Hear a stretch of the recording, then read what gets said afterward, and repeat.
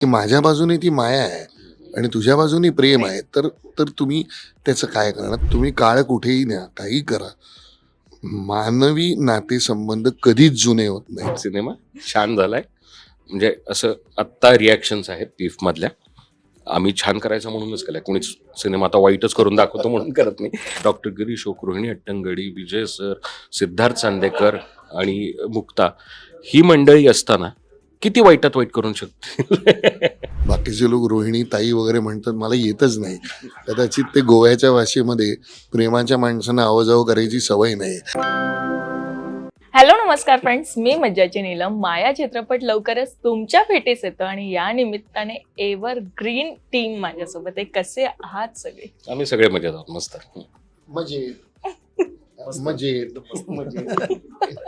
Yes, पण sir माया एक भावनिक सांगड घातलेला हा चित्रपट आम्हाला ट्रेलरवरून टीझरवरून वाटतं. पण मला एक दिग्दर्शकाकडनं ऐकायचं की माया हा त्यांच्यासाठी काय आहे? माया ही त्या एका मुलीची गोष्ट आहे की जिच्या आयुष्यात काही प्रसंग घडून गेलेत दुर्दैवी, आणि ज्यामुळे ती भारत सोडून परदेशात निघून गेली आहे. आणि तिच्या मनातला जो सल आहे, जे दुःख आहे तिचं, ते हळूहळू तशीच माणसं भेटल्यानंतर, मायेचा स्पर्श झाल्यानंतर ती दुःख निघून जातात आणि तिचं आयुष्य परत प्रवाही होतं. अशी ही साधारण गोष्ट आहे. येस, पण आतापर्यंत आपण असं म्हणतो की आईची माया आणि पत्नीचं प्रेम हे असं असतं, आणि त्यात एक आम्हाला ट्रेलर मध्ये दिसतंय की सिद्धार्थ आय लव्ह यू म्हणतोय. तर ह्या पद्धतीची ही माया ही प्रेक्षकांसमोर आणणं हे दिग्दर्शकासाठी कसं होतं आणि नेमकं काय विजन आहे असं? ही रूढार्थानी आपण ज्याला प्रेमकथा म्हणतो, तशी प्रेमकथा दोन व्यक्तींची नाही आहे, या सगळ्याच पात्रांची एकमेकांविषयी असलेल्या प्रेमाची गोष्ट आहे. मायेचा स्पर्श तू म्हणालीस तसं कधी कधी आईच्या मायेनी तर मग ते मैत्रीतही असतं, वडील मुलामध्येही असतं, भावा बहिणीत असतं. वेगवेगळ्या वयामध्ये वेगवेगळ्या टप्प्यावरती तुम्हाला जी माणसं भेटतात आणि जो स्पर्श होतो त्यांनी तुमचं आयुष्य बदलतं. म्हणजे कवी ग्रेसांची जी ओळ आहे की तो बोल मंद हळवासा आयुष्य स्पर्शुनी गेला, सीतेच्या वनवासातील जणू अंगी राघव शेला. तर तो जो स्पर्श आहे ना, बोल मंद हळवासा, दॅट इज माया. की ती आपल्या आयुष्यात असणं हे फार महत्त्वाचं असतं. आणि माणसं एकाकी एकटे होत जातात त्यावेळेला हा स्पर्श असतो, ही मायाच असते जी सगळ्यांना परत जगण्याकडे आणते. अगदीच. आणि मला असं वाटतं की हे प्रत्येक जण एकेका टप्प्यावर अनुभवत असतं. पण मला विजय सरांना विचारायचंय, कलाकार म्हणून एका बाजूला प्रोड्युसर असतात, एका बाजूला दिग्दर्शक असतात, कलाकार म्हणून मध्ये बसणं हे किती दडपण. नाही, माझ्यावर हा प्रसंग फार क्वचित येतो. हो, नाही, पण कलाकार म्हणून आज अगदी बसले. नेहमी हा प्रसंग येत नाही, पण अभिनय करायचा म्हटल्यावर माझ्यावर दडपण येतच. म्हणजे मग बाजूला कोणीही असलं नसलं तरी. पण माया हा चित्रपट करताना तसं झालं नाही, कारण ती इतकं आपल्या जवळचं कथानक आहे की आणि त्यातली व्यक्तिरेखा इतकी जवळची होती. आणि आदित्य सारखा दिग्दर्शक ज्याच्याशी आपण बसून चर्चा करू शकतो, ज्याला तो संबंध सीन तो खुलवतो, आणि तसेच सहकलाकार गिरीश काय, मुक्ता काय, सिद्धार्थ काय. तर त्यामुळे मला मी अभिनय करतोय असं कधी याच्यामध्ये वाटलंच नाही. आणखीन मला या चित्रपटाच्या नावात आणखीन एक हे वाटतं की माया, बरोबर आहे, आईची माया आपण पण जर तुम्ही मायेला प्रेम समजून बसलात तर काय होईल? ती एक गडबड तुमची होऊ शकते ना, की माझ्या बाजूने ती माया आहे आणि तुझ्या बाजूने प्रेम आहे, तर तर तुम्ही त्याचं काय करणार? तर अशा प्रकारे छोट्या छोट्या असंख्य गोष्टी ज्या तुमच्या जीवनात नेहमी घडत असतात, पण ते घडताना तुम्हाला कळत नाही. मागे वळून पाहिल्यानंतर तुमच्या लक्षात येतं की अरे हो, आपल्याकडनं हे असं असं झालं किंवा घडलं. तर मला असं वाटतं की प्रत्येकाला गुंतवून ठेवणारं हे कथानक आहे. आणि मला असं वाटतं की तुम्ही काळ कुठेही न्या, काहीही करा, मानवी नातेसंबंध कधीच जुने होत नाहीत आणि ते कधी जुने होणार नाहीत. ते व्यक्त होण्याची पद्धत बदलेल. आणि म्हणून माया हा आजचा चित्रपट आहे. आणि दडपण म्हणाल तर तसं आलं अभिनय करण्याचं, पण एकदा सुरू केल्यानंतर नाही आलं, कारण बरोबरची माणसं सगळी अशी होती की त्यांनी ते सोपं करून सांगितलं. आणि मला असं वाटतं म्हणजे माया चित्रपटाच्या संदर्भामध्ये की सोपी वाटणारी गोष्ट जास्त अवघड असते. हो. तुम्हाला अवघड गोष्ट करता येते, मी काय केलं ते तुम्हाला कळलंच नाही. पण मायामध्ये तुम्ही मला असं वाटतं की बघताना बरेचसे लोक समोर स्क्रीन आहे हे विसरतील, आणि जितके लोक विसरतील तितके लोक त्या चित्रपटात जास्तीत जास्त गुंततील, आणि मला वाटतं हा त्याचा USP आहे मला विचाराल तर. पण ही भूमिका सर तुमची नेमकी कशा धाटणीची आहे, आणि मला हे विचारायचं की विजय सर आणि ही भूमिका हे किती समीकरण जुळतंय?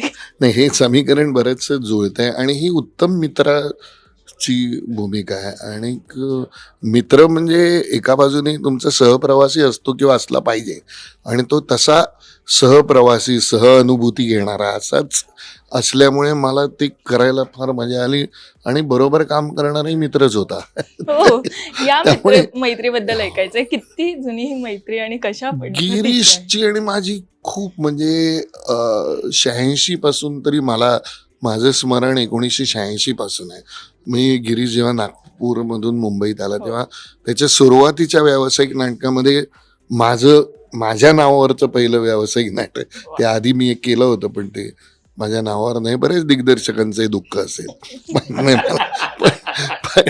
तर ते ससाडी कासव तेव्हापासून गिरीशची आणि माझी मैत्री आहे. आणि ती फक्त नाटकाच्या संदर्भात नाही राहिली, कायम मैत्री होती. म्हणजे एकंदर गिरीशच्या प्रवासात बऱ्याच वेळा आम्ही एकत्रच होतो. त्यामुळे ते आणि मुक्ता घडताना बघण्याचा आनंद आहे मुक्ताला, तसंच सिद्धार्थचा आहे.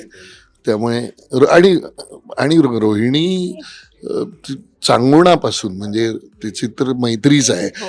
इतकी वर्ष. रोहिणी आणि जयदेव, खरं म्हणजे बाकीचे लोक रोहिणी ताई वगैरे म्हणतात, मला येतच नाही. कदाचित ते गोव्याच्या भाषेमध्ये प्रेमाच्या माणसांना आवाजावं करायची सवय नाही. तर तसं त्यामुळे ती ही इतकी मजा आली ते करताना. आणि दुसरं काय होतं की ते सोडून सुद्धा तुमचं जेव्हा बोलणं होतं ना, त्या बोलण्यातनंही ते वातावरण इतकं कंड्युसिव्ह अशा प्रकारचं होतं की शूटिंग करतोय असं वाटतच नव्हतं. त्यामुळे माझ्या दृष्टीने मी जसं आहे तशी भूमिका, मुद्दाम दिलेलं भावाचं नाव आनंद आहे. आणि ती करायला मजा आली. आणि निर्मात्याचं सुद्धा म्हणजे ते दातार असो किंवा असो, निर्मात्याची पोझिशन करीत नव्हती, ती आमच्याच बरोबर. त्यामुळे मला असं वाटतं की हा चित्रपट लोकांच्या पसंतीला उतरला आहेच, पिफला तो पुढेही जोरात चालेल. अगदीच. पण आता निर्मात्यांना विचारेल सर, माया आणि एक असतं ना की आपले पैशांची गणित, हे सगळे समीकरणात माया तुमच्या आयुष्यात कशा पद्धतीने घडते? माझ्या आयुष्यात माया घडावी अजून यासाठी मी हा माया केलाय.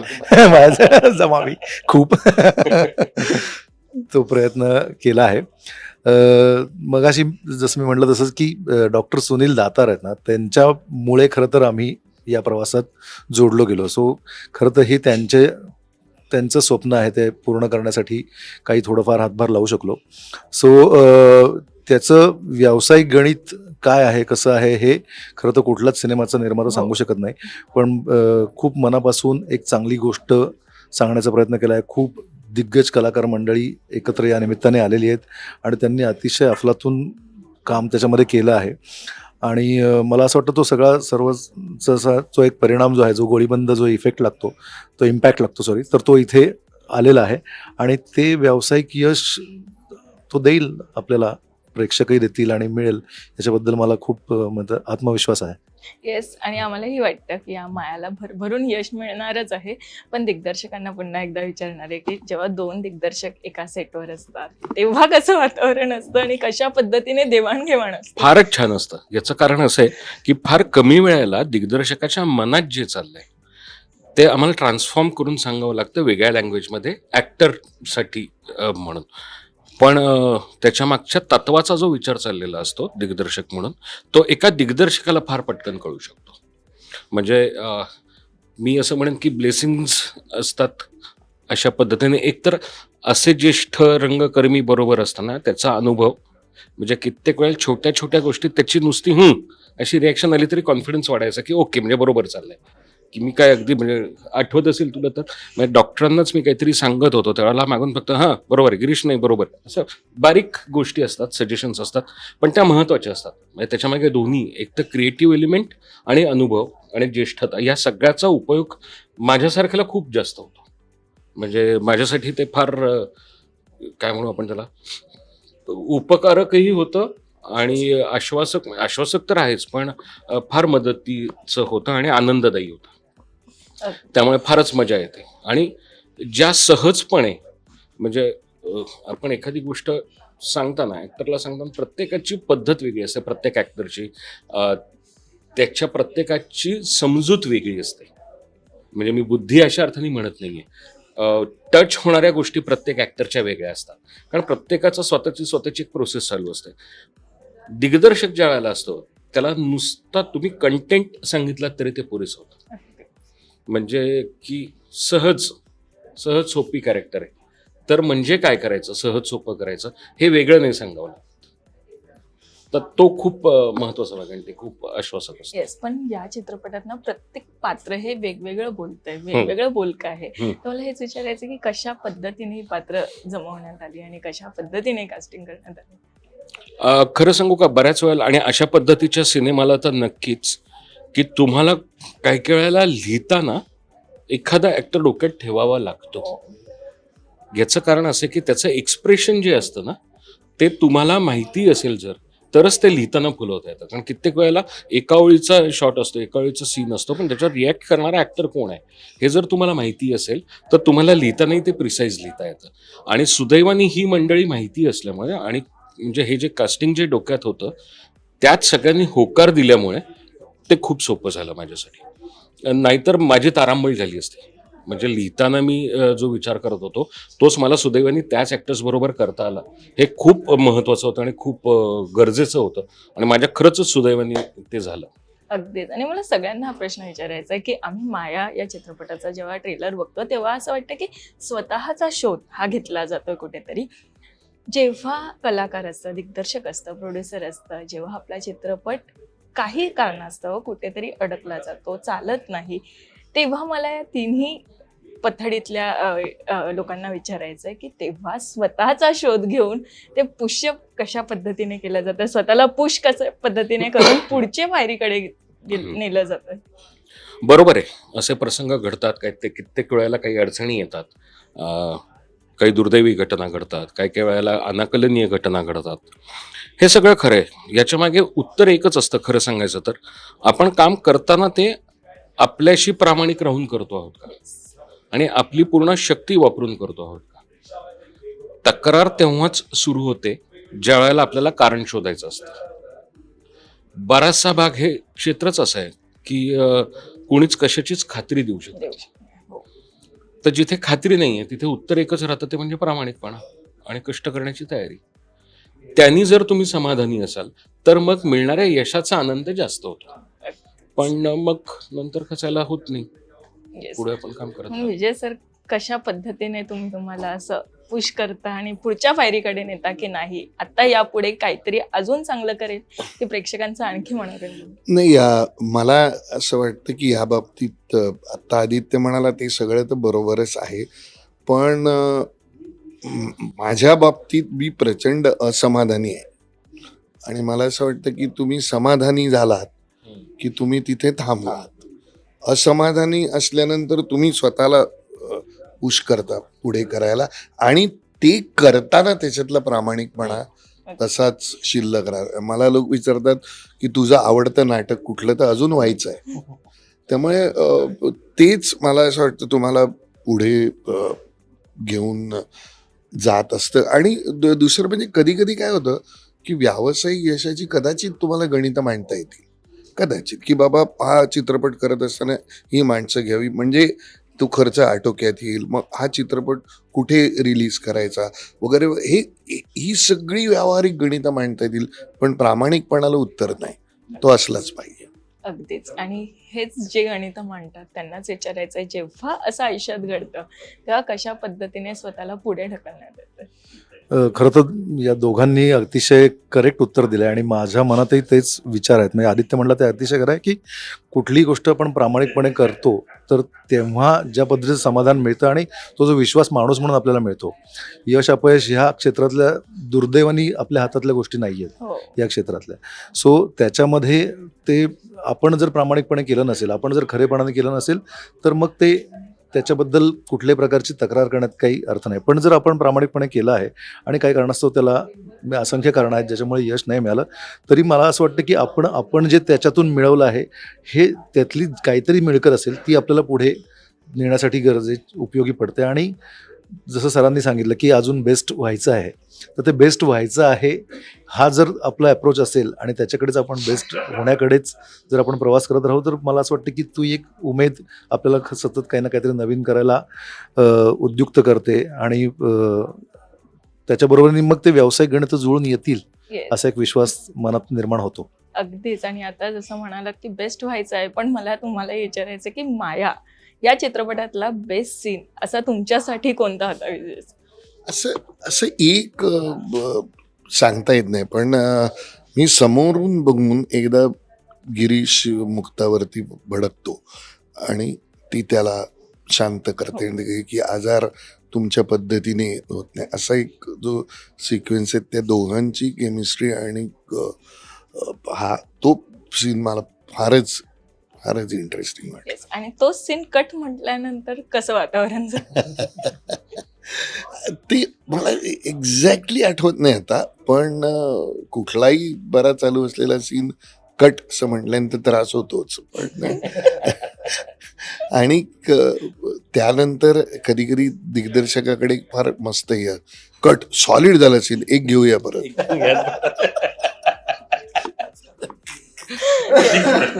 पण दिग्दर्शकांनाच विचारायचं आहे सर, एक असा सीन जो भावनिक दृष्ट्या तुमच्या फार जवळचा होता मायाला घेऊन. तो 2 तास 17 मिनिटाचा सीन आहे जो 27 तारखेला रिलीज होणार आहे. ओ, कमाल आहे. पण तरी एखादा असा असेल. असं नाही सांगता येत, कारण तो आवडत असतो, त्याच्यावर प्रेम असतं, म्हणूनच आपण प्रत्येक सीन लिहितो, म्हणूनच आपण प्रत्येक सीन शूट करतो, म्हणूनच आपण पूर्ण गोष्ट करतो.